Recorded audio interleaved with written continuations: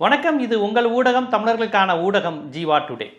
லயலா கல்லூரி முன்னாள் மாணவர்கள் கருத்து கணிப்புன்னு ஒரு தேர்தல் கருத்து கணிப்பு வந்திருக்கு. இது குறித்து வெளிவந்தப்பவே எனக்கு தகவல் வந்துருச்சு. எனக்கு மட்டும் இல்லை, தமிழ்நாட்டில் உள்ள எல்லா செய்தியாளர்களுக்கும் இது ஒரு மோசமான இது. திட்டமிட்டு நடிகர் விஜய் பணம் கொடுத்து இதை பண்ணியிருக்காரு, கோடிக்கணக்கில் பணம் கொடுத்து இப்படி உருவாக்கியிருக்காங்க, இது உண்மை இல்லை அப்படிங்கிற செய்தி வந்தது. ஆனால் நான் அதை சரி பரவாயில்ல இருக்கட்டும் வரட்டும் பார்த்துக்கலான்னு பார்த்தேன். இப்போ அந்த கருத்து கணிப்பு 62 பக்கத்தில் அந்த வீடியோ போட்டிருக்கிறாங்க. அது மட்டும் இல்லாமல் இது வெளியிட்டப்போ அந்த செய்தியாளர் லதா, அந்த நியூஸ் தமிழ் செய்தியாளர் லதாட்ட அவங்க நடந்துக்கிட்ட விதம், அந்த பொண்ணு கேட்ட எந்த கேள்விக்குமே, அந்த செய்தியாளர் கிட்ட எந்த கேள்விக்கும் பதில் சொல்லலை. 80 தொகுதியில் அதிமுக டெபாசிட் இழக்குமா? 80 தொகுதினா எந்த 80 தொகுதி? சவுத்தா, டெல்டாவா, வெஸ்டா, ஏதாவது சொல்லணும்ல. எந்த தொகுதியில் எந்த? ஆனால் அதிமுகங்கிற ஒரு பெரிய கட்சி 80 தொகுதியில் இழக்கும்னா எப்படி? பரவலாவா இல்லை ஒரே ரீஜன்லையா? எந்த மாதிரி கான்செப்ட் வச்சு சொல்கிறீங்க? அப்படி இழக்கும்னா அந்த தொகுதிகளுக்கு ஏதாவது ஒரு ஃபேக்டர் வந்திருக்கணும். அதிமுக டோட்டலாக அடிச்சுட்டு விஜய் அங்கே தூக்கி வராருன்னா அப்போ என்ன மாதிரியான பகுதியில் இருக்கும் அப்படிங்கிற ஒரு விஷயம் இருக்குல்ல. அது எந்த பகுதி? தமிழ்நாடு முழுவதும் பரவலாவா இல்லை குறிப்பிட்ட இடமான்னு இந்த பிள்ளை கேட்டதுக்கு அதெல்லாம் நாங்கள் அப்புறம் சொல்கிறோங்கிறாங்க. நீங்கள் கருத்து கணிப்பு எடுத்துட்டீங்க, கருத்து கணிப்பு எடுத்ததுக்கப்புறம் 80 தொகுதிங்கிறீங்க. ஆனால் கண்ணை மூடிட்டே 80 தொகுதி எடுத்தீங்களா? நீங்கள் எந்த தொகுதின்னு சொல்லுங்கள். கோயம்புத்தூர்னு சொல்லுங்கள், மதுரைன்னு சொல்லுங்கள், ஆண்டிப்பட்டின்னு சொல்லுங்கள், விக்கிரவாண்டின்னு சொல்லுங்கள், கடம்பூர்னு சொல்லுங்கள். ஏன் எந்த தொகுதின்னு உங்களால் சொல்ல முடியல? இது எல்லாமே போகிற போக்கில் இந்த ஆதவ அர்ஜுனா, இந்த பிரசாத் கிஷோர் இவங்கெல்லாம் நல்லா கவனித்து பார்த்தீங்கன்னா கடந்த கால தேர்தல் வரலாறு நிகழ்வுகள் ரிசல்ட்டை ஃபுல்லாக எடுத்துட்டு குத்து மதிப்பாக இப்போ மக்களோட பல்ஸ் என்னங்கிற மாதிரி ஒரு கான்செப்ட் பண்ணிவிட்டு எல்லாமே பவர் பாயிண்டில் உட்காந்துட்டு போகிறதானே ஒழிய களத்துக்கு சென்று எடுப்பது அல்ல. தமிழ்நாட்டுடைய தேர்தல் கணிப்பு, தேர்தல் நிலவரங்கள்லாம் எப்படி எடுக்கணும்? 52 இருந்து இப்போ வரையும் என்னென்ன மாற்றங்கள் நிகழ்ந்திருக்கிறது, 67க்கு அப்புறம் என்னென்ன மாற்றம் நிகழ்ந்திருக்கிறது, தேசிய கட்சிக்கான மனநிலை தமிழ்நாட்டில் குறைந்து வருவது ஏன், ஏன் தமிழ்நாட்டின் எல்லையோர மாவட்டங்களில் தேசிய கட்சிக்கு இன்னும் உயிர் இருக்குது, அதுக்கு காரணம் என்ன, ஏன் கன்னியாகுமரி மாவட்டத்தில் திராவிட கட்சிக்கான செல்வாக்கு இப்போ வரையும் குறைவாக இருக்கிறது, ஏன் கோவை மாதிரி மேற்கு மண்டலங்களில் புதுசாக யார் வந்தாலும் ஏற்றுக்கிற தன்மை எங்கே இருக்குது, ராஜாஜியினுடைய சுதந்திரா கட்சி எங்கெல்லாம் செல்வாக்கு பெற்றிருந்தது, பிரஜா சோசலிச கட்சிக்கு ஏன் மேற்கு மண்டலத்தில் செல்வாக்கு இருந்தது, ஸ்தாபன காங்கிரஸ் எங்கெல்லாம் வலுப்பெற்று இருந்தது, இப்போ ஸ்தாபன காங்கிரஸ், சுதந்திரா கட்சி, பிரஜா சோசலிஸ்ட் கட்சி, ஜனசங்கம், இந்த ஓட்டுகள் யாருக்கு போயிருக்கு? காங்கிரஸுக்கு அப்படியே வந்திருக்கா? இல்லை ஜனசங்கம், பாரதிய ஜனசங்கம்னு அது முழுக்க பாஜக வந்திருந்தா பாஜக பெரிய கட்சியாக இருந்திருக்கும். அப்போ அந்த ஓட்டுகள் இன்னும் யார் கையில் இருக்குது? திமுக எதிர்ப்பில் அதிமுகட்ட அது ஒழிஞ்சிருக்கா? இல்லை தேசிய கட்சிகள் பார்வைங்கிற முறையில் விலகி போயிருக்கா? இப்படிலாம் ஆய்வு செய்யணும். ஒவ்வொரு மாவட்டத்துக்கும் ஒரு கான்செப்ட் உண்டு. ஏன் குடியாத்தம், தளி போன்ற பகுதிகளில் உதயசூரியன் வீக்குன்னு கேட்கணும், ஏன் டெல்டா பகுதியில் ரெட்டலை வீக்குன்னு கேட்கணும். இடதுசாரிகளும் நக்சல் இயக்கங்களும் ஒரு காலத்தில் கோலோச்சிய இடத்திலெல்லாம் இன்னைக்கு திமுக பெல்ட்டா மாறி இருக்கே எப்படி? காமராஜர் காலத்தில் தனித்தொகுதியாக மாற்றப்பட்ட தொகுதிகளுக்கு பின்னால் உள்ள அரசியல் என்ன, எந்தெந்த தொகுதியெல்லாம் அவர் கரெக்டாக தனித்தொகுதி ஆக்குனாரு? இந்த மாதிரி பல்வேறு விதமான அரசியல் இருக்கிறது. திமுகவில் இருந்தபோது 2 முறை எம்எல்ஏவான எம்ஜிஆர் 2 முறையும் சென்னை பரங்கிமலை தொகுதியை தேர்ந்தெடுத்தார். தனிக்கட்சி தொடங்கியவுடன் ஏற்கனவே தன்னை தேர்ந்தெடுத்த பரங்கிமலை அந்த சென்னை பகுதியில் நிற்காமல் ஏன் அருப்புக்கோட்டையில் போய் நின்னாரு? ஏன் திண்டுக்கல் தேர்தலுக்கு அப்புறம் தொடர்ச்சியாக மதுரை மேற்கு, ஆண்டிப்பட்டின்னு மதுரை மாவட்டத்தை தாண்டி எம்ஜிஆர் எங்கேயும் போகலையே? ஏன்? தன்னை 2 முறை வெற்றி பெற வைத்த சென்னையை விட்டுட்டு புதுசாக கட்சி ஆரம்பித்தோன்னா அவருக்கு ஏன் அருப்புக்கோட்டை, விருதுநகர், ராமநாடு, மதுரை, திண்டுக்கல், ஆண்டிப்பட்டின்னு ஏன் அவருக்கு போகுது? அது அவர் கை கொடுத்துச்சே. அப்போ மதுரை தென் மாவட்டம் எம்ஜிஆர் உருவாக்கம், இரட்டலை உருவாக்கத்துக்குள்ள தொடர்பு என்ன? ஜெயலலிதா சேவல் சின்னத்தில் தனியாக நிற்கும் போது கொங்கு மண்டலத்தில் மட்டும் 27 சீட்டு ஜெயிச்சாங்களே. அப்போ மேற்கு மண்டலத்தில் உள்ள எந்த மக்கள் அவங்கள அதிகம் ஆதரிச்சாங்க? கவுண்டரா, தெலுங்கு செட்டியாரா, அருந்ததியரா?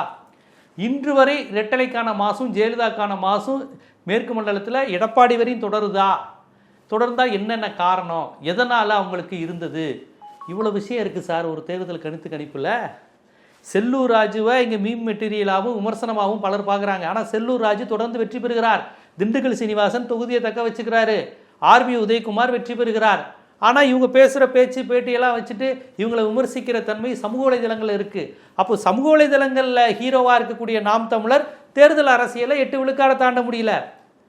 மக்கள் நல கூட்டணி அமைச்சோன்னா சமூக வலைதளங்களில் அவங்க தான் முதலமைச்சர்னாங்க. 5-6 கட்சி சேர்த்து கூட 4.5% ஓட்டு வாங்க முடியாத நிலைக்கு போச்சு. அப்போ எந்த கட்சியாக இருந்தாலும் சேர்ற கட்சியோடு சேர்ந்தாதான் சில கட்சிகளுக்கு வாக்கு கிடைக்கும். திமுக அல்லது அதிமுகவுடன் சில கட்சிகள் சேரும்போது தான் அந்த கட்சிகளுக்கே ஓட்டு போடுறவங்க ஓட்டு போடுவாங்க. அந்த கட்சியை பிடிக்கும், ஆனால் அது ஜெயிக்கக்கூடிய வாய்ப்புள்ள திமுக அல்லது அதிமுக இருந்தால் தான் ஓட்டு போடுவாங்க.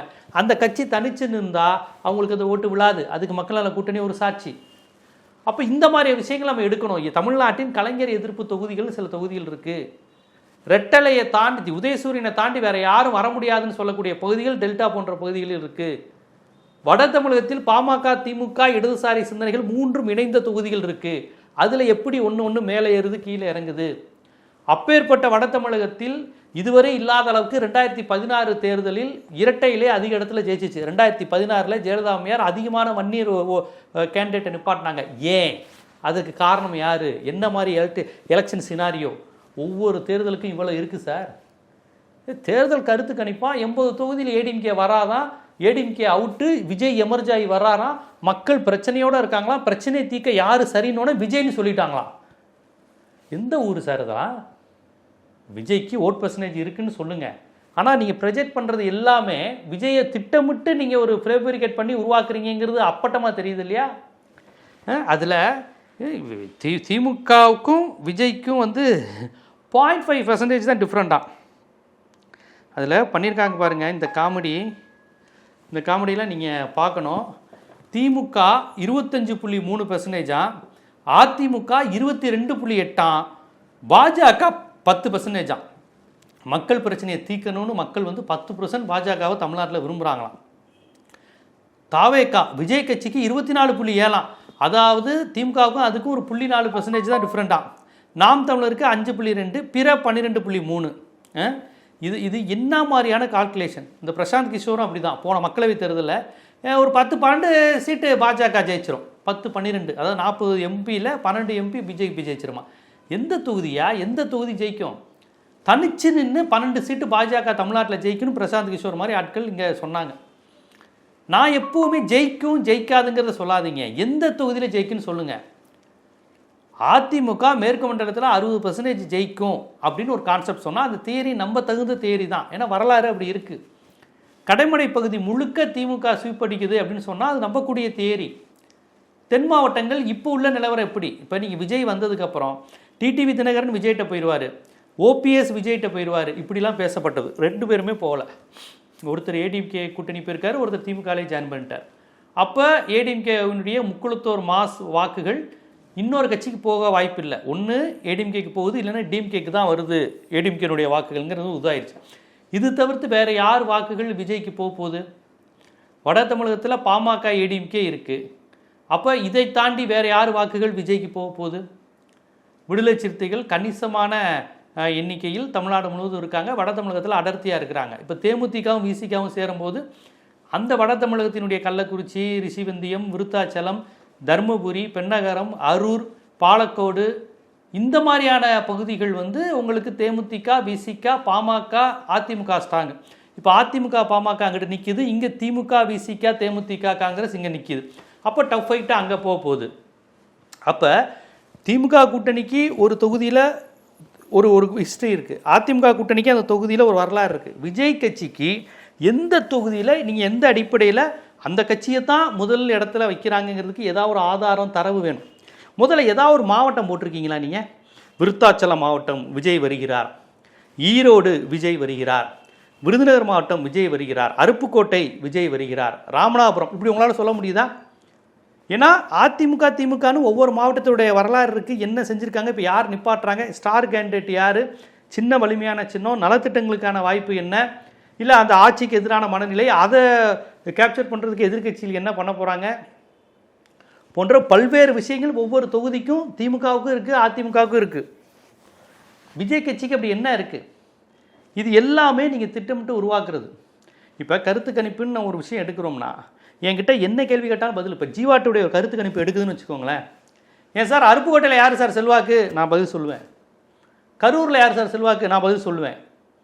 பெரியகுளத்தில் யார், என்ன, எப்படி, ஏன் மாறுறாங்க நான் சொல்லுவேன். தனித்தொகுதியில் முழுக்க யார் கையில் வருது, அதுக்கான ரீசன் என்ன நான் சொல்லுவேன். 2006 முதல் சர்வே எடுக்கிறாங்க, அதிமுக தான் மீண்டும் ஆட்சிக்கு வரப்போகுதுன்னு சொல்லிட்டாங்க. கலைஞருடைய வண்ண தொலைக்காட்சி பற்றி அறிவுக்கப்புறம் பல இடங்களில் திமுக வரப்போகுது அப்படின்னு தகவல் மாறுது.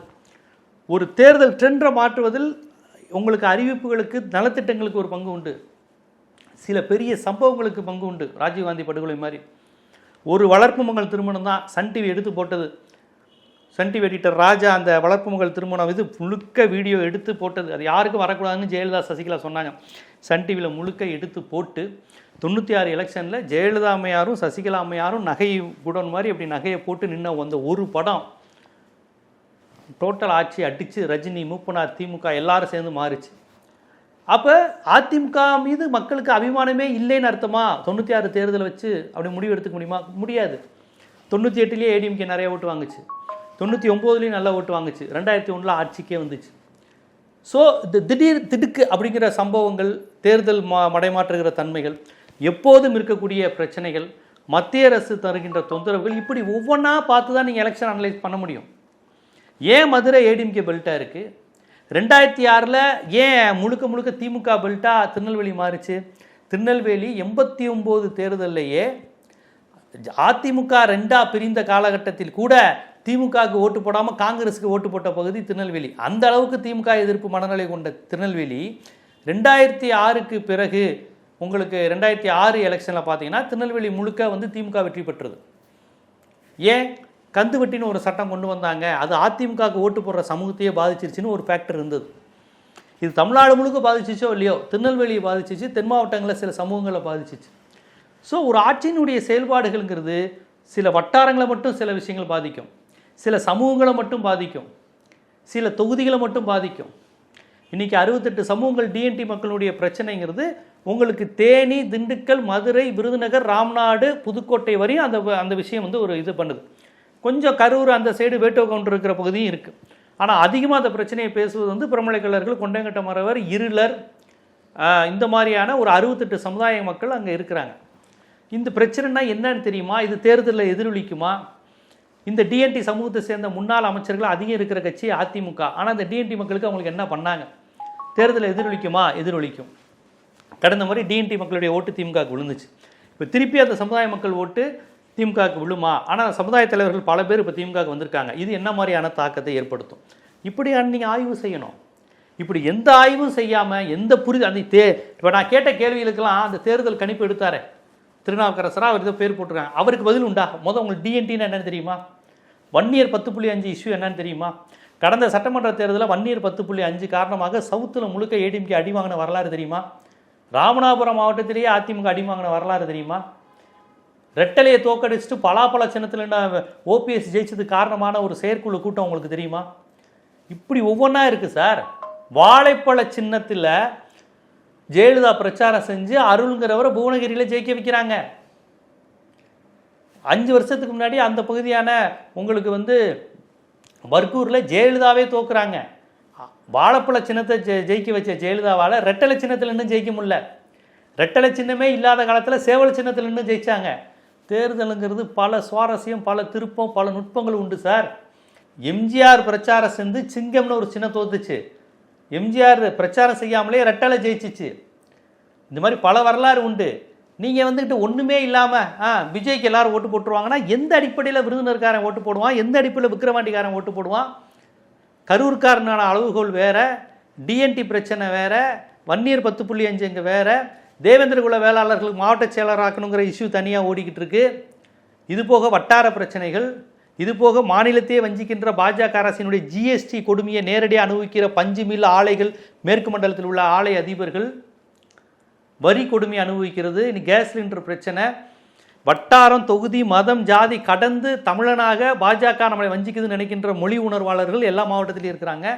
ஜியோ பாலிட்டிக்ஸ் தெரிஞ்ச எல்லாருமே மோடி அரசை பார்த்து பயப்படுறாங்க. அது ஏடிஎம்கேயை பாதிக்கும். இந்த பிரச்சனைகள் குறித்து எந்த கருத்தும் சொல்லாத விஜய்க்கு அப்படியே ஓட்டை போட்டுருவாங்களாம். ஸ்டாலினுக்கும் அவருக்கும் 0.4% டிஃப்ரெண்டாக தொங்கு சட்டமன்றம் வந்துடும். இப்போ இது யாருடைய நோக்கம்? பாரதிய ஜனதாவினுடைய நோக்கம். தொங்கு சட்டமன்றம் வந்தால் விஜய் வராரோ இல்லையோ பாஜக வந்துடும், ஆளுநர் ஆட்சி வந்துடும். அதுதான் பாஜகவின் விருப்பம். இதைத்தான் விஜய் கட்சியினரும் தொடக்கத்திலேருந்து செஞ்சுட்டு வராங்க. அவங்க முதலமைச்சர் ஆகிறாங்களோ இல்லையோ, அவங்க அதிக சீட்டு ஜெயிக்கிறாங்களோ இல்லையோ, அவங்க வெற்றி பெறாங்களோ இல்லையோ, திமுகவுக்கு அடுத்த இடத்துல அதிமுக இல்லை, நாங்கள் தான் ஒரு உலட்டி விட்டு குழப்பி விட்டு அந்த சினாரியோவை சீர்குலைத்து விட்டு தொங்கு சட்டமன்றம் வந்தால் கேட்கவே வேணாம். உங்களுக்கு வந்து பாஜக 5 சீட்டு ஜெயிச்சாலும் 10 சீட்டு வச்சாலும் அவங்க வச்சது தான் முதலமைச்சர் கேண்டிடேட். அவங்க விஜயை வைக்கலாம், இல்லை விஜயை தூக்கி எறிஞ்சிட்டு புசியானந்தை வைக்கலாம், இல்லைன்னா நிர்மலா சீதாராமனை வைக்கலாம், இல்லை காஷ்மீர்லேருந்து யாரோ பாஜக ஒன்றிய செயலாளரை வைக்கலாம். இதுதான் நடக்க போகுது. ஸோ அந்த பாஜகவின் இந்த அஜெண்டாவுக்காண்டி தான் விஜய் கட்சி பாடுபடுது, ஆதவ அர்ஜுனா பாடுபடுறாரு, ஏற்கனவே பிஜேபிக்காரர் அந்த சீட்டை நிர்மல்குமார் பாடுபடுறாரு. விஜய்க்கு இது தெரியுதோ தெரியலையோ, விஜய் இதை எதிர்த்து கேட்குற அளவுக்கு திராணியோ துணிச்சலோ அவருக்கெல்லாம் எதுவுமே கிடையாது. அவருக்கு வரணும், வைப் பண்ணணும், கூட்டம் கூடுது, நமக்கு இவ்வளோ பெரிய ஆளான்னு போதையில் அப்படியே அந்த ரசிக போதையில், எனக்கு இவ்வளோ பெரிய ஆளா, நான் கடவுளா, எனக்காக இத்தனை பொம்பளைங்க சாக கிடக்குதுங்களா, ஐயோ பெருமை ஆன்னு அந்த போதையிலேயே அவர் ஆழ்ந்து கிடக்கிறார். அவருக்கு மக்கள், மாநிலம், மொழி, இனம் குறித்து அதெல்லாம் எதுவும் இப்படிலாம் பேசினாலே மறண்டு போய் தான் பார்ப்பார் அவர். ஸோ இதுதான் இந்த கருத்து கணிப்புங்கிற பேரில். அப்போ இது 2 கோடி ரூபா பேரம், 3 கோடி பேரம்னு தமிழ் நியூஸ் சேனல்லையே வெளியிட்டிருக்கிறாங்க. இது உண்மையில் கருத்து கணிப்பு. நீங்கள் உண்மையிலே எடுத்தீங்கன்னா நான் இப்போ வைத்த கேள்விகளுக்கு தொகுதி வாரியாக, வட்டார வாரியாக, சமூக வாரியாக, கட்சி வாரியாக ஒவ்வொரு தெருவிலையும் என்ன மாற்றம், யார் எம்எல்ஏ, எப்படி நடந்தது, ஆலங்குடி வெங்கடாச்சலம் வந்து ஜெயலலிதா வந்து கீழே இருந்தப்பே வெற்றி பெற்றது எப்படி, தாமரக்கனி தனிச்சு நின்று வெற்றி பெற்றது எப்படி, திருநாவுக்கரசு தனிச்சு நின்று வெற்றி பெற்றது எப்படி, இந்த அரசியலாம் எப்படி சாத்தியமாச்சு, இப்படின்னு பல்வேறு விஷயங்கள். தனி தொகுதியில் நின்று, ஒரு பொது தொகுதியில் நின்று ஒரு தலித் வேட்பாளரை ஜெயலலிதா வெற்றி பெற வச்சாங்க, கலைஞர் மேற்கு மண்டலத்தில் ஒரு தலித் வேட்பாளர் வெற்றி பெற வச்சாங்க, இதெல்லாம் எப்படி சாத்தியமாச்சு போன்ற ஒவ்வொரு லிஸ்ட்டையும் நம்ம எடுக்கணும். மூப்பனாருக்கு விழுந்த 20%, 21% ஓட்டு யாருடைய ஓட்டு, இப்போ அந்த 21% காங்கிரஸுக்கு இல்லையே, யாருக்கிட்ட போயிருக்குது, இப்படி அனலைஸ் பண்ணி இப்போ என்னவா மாறி இருக்கு, யார்கிட்ட இருந்து என்னவா அந்த ஓட்டு மாறி இருக்கு போன்ற பல்வேறு விஷயங்களோட அணுகணும். அப்படி கேள்வி கேட்டால் பதில் சொல்ல தெரியணும். 80 தொகுதி ஏடிஎம்கே டெபாசிட் போகுதான், எந்த தொகுதின்னு கேட்டால் ஒரு தொகுதி பேர் சொல்ல தெரியல. இது ஃபுல்லாக இந்த பிரசாந்த் கிஷோர், இந்த வட இந்திய ஊடகங்கள் பண்ணுற கூத்து. எப்போவுமே தமிழ்நாட்டில் என்ன தான் போடுவாங்க, டிஎம்கேக்கு இவ்வளோ வரும், ஏடிஎம்கேக்கு வரும்ட்டு அதர்ஸ்ன்னு போட்டு அதுக்கு ஒரு பர்சன்டேஜ் போடுவாங்க. தமிழ்நாட்டை பொறுத்தவரை அதர்ஸ்ன்னு ஒன்று கிடையாது, டிஎம்கே ஏடிஎம்கே மட்டும்தான். அதர்ஸ்னா நாம் தமிழர், இதெல்லாம் அதுக்கு வழக்கமான அதுக்கான ஓட்டு இருக்கும். ஆனால் இவங்க என்ன போடுவாங்க, இந்தியா முழுக்க இவங்க என்ன போடுவாங்கன்னா பிஜேபி காங்கிரஸ்னு போட்டு அதர்ஸ், சுயேட்சை, இதெல்லாம் மற்ற மாநிலங்கள் அப்படி நிறையா வருவாங்க. சுயேட்சை மட்டுமே 8 தொகுதி, 9 தொகுதி, 15 தொகுதி, சின்ன சின்ன கட்சிகள் தனியாக நின்று 10 தொகுதி, 8 தொகுதிலாம் ஜெயிக்கிற வழக்கம் வட இந்தியாவில் உண்டு. தமிழ்நாட்டில் தனிச்சு நின்று திமுகவே எவ்வளோ தொகுதி ஜெயிக்கும்னு சொல்ல முடியாது. அதனால் சுயேட்சையாக நின்று சின்ன கட்சிகள் இப்படிலாம் ஜெயிக்கிற வழக்கம் தமிழ்நாட்டில் கிடையாது. ஆனால் வட இந்திய ஊடகங்கள் கருத்து கணிப்புங்கிற பேரில் இஷ்டத்துக்கு அடிச்சு விட்றது, டிஎம்கே திஸ் பர்சன்டேஜ், ஏடிஎம்கே அப்படி இப்படின்ட்டு போட்டு அடிச்சு விட்றது. அதே மாதிரி தான் திமுக, அதிமுக, விஜய்ங்கிற மாதிரி அடிச்சு விட்டுட்டு அதர்ஸ்னு ஒரு பார்ட்டியை போட்டு விட்டு இவங்க கருத்து கணிப்பு பண்ணியிருக்கிறாங்க. தொகுதி வாரியாக, வட்டார வாரியாக, மாவட்ட வாரியாக எந்த ரிசல்ட்டும் எந்த ஆய்வும் தரவும் இல்லாமல் விஜயை பிம்பமாக காமிக்கணும், விஜய் பெரிய ஆளுன்னு காமிக்கணுங்கிற அந்த ஒரு டுபாக்கூர் வேலை. அதை நியூஸ் தமிழில் அந்த வார்த்தையே போட்டிருக்காங்க, டுபாக்கூர் சர்வேன்னு எடுத்திருக்காங்க. இது முழுக்க முழுக்க பணத்துக்கான சர்வே தான். இல்லைன்னா நான் கேட்ட கேள்வி எல்லாத்துக்கும் அவங்க பதில் சொல்லட்டும். குறைந்தபட்சம் அந்த லதா மேடம், அந்த செய்தியாளர் லதா கேட்டாங்க, 80 தொகுதி டெபாசிட்டுங்கிறீங்களே, எந்த தொகுதி 80 தொகுதியில் ஒரு 15 தொகுதி பேர் கூட உங்களால் சொல்ல முடியலையேன்னு. இதற்கெல்லாம் பதில் சொல்லட்டும். இந்த சர்வே வந்து உண்மையா இல்லையான்னு நம்ம தொடர்ந்து ஆய்வு செய்யலாம். நாமளும் தொகுதி வாரியாக உண்மை என்ன, நிலவரம் என்னங்கிறத நான் சொன்ன இந்த வரலாற்று ஆய்வுகளுடன், அந்த தேர்தலுக்கான பகுப்பாய்வு முறையுடனே நம்ம வந்து ஆய்வு செஞ்சு ஒவ்வொரு தொகுதியாக நம்ம ரிசல்ட் தரலாம். இது போன்ற அரசியல், சமூகம், பொருளாதாரம், சினிமா போன்ற பல்வேறு விழிப்புணர்வு காணொளிகள் உங்களை வந்து சேருவதற்கு ஜீவா டுடே சேனலை சப்ஸ்கிரைப் பண்ணுங்கள், ஆதரவு தாங்க. நன்றி.